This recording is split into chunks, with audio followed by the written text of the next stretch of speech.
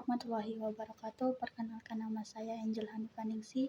Saya dari Prodi PGSD kelas 1A dengan NPM 2306010009.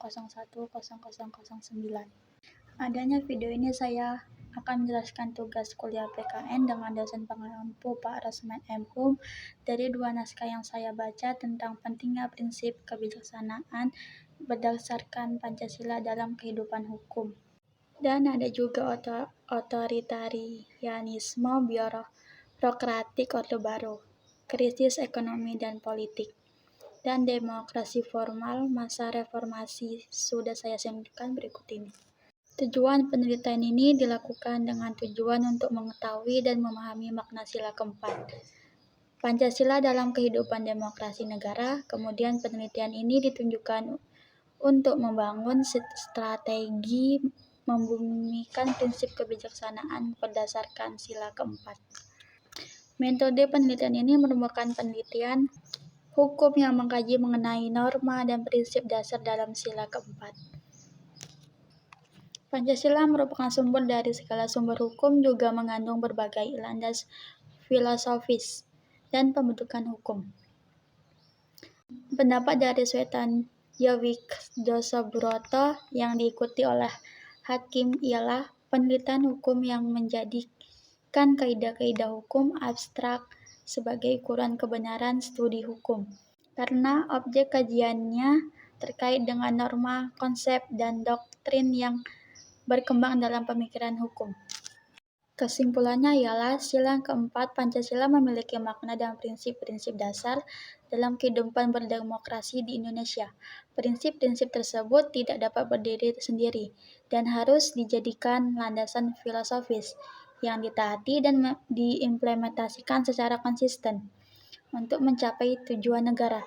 Dibutuhkan strategi politik hukum terkait dengan pembentukan dan pelaksanaan sistem atau tahanan hukum yang mengatur kehidupan berdemokrasi, yang akan diberlakukan mengacu pada prinsip-prinsip berdemokrasi berdasarkan nilai Pancasila. Hal ini merupakan konsekuensi logis sebagai negara hukum Pancasila yang bertujuan untuk merekayasa kehidupan demokrasi seluruh lapisan bangsa untuk mencapai rekonsiliasi, harmonisasi, dan kompromi secara nasional terkait dengan pelaksanaan proses demokrasi. Strategi yang harus dipilih adalah membumikan nilai-nilai Pancasila dalam proses berdemokrasi dengan mengedepankan secara konsisten prinsip kebijaksanaan bagi seluruh pemangku kepentingan dalam penyelenggaraan pemilu.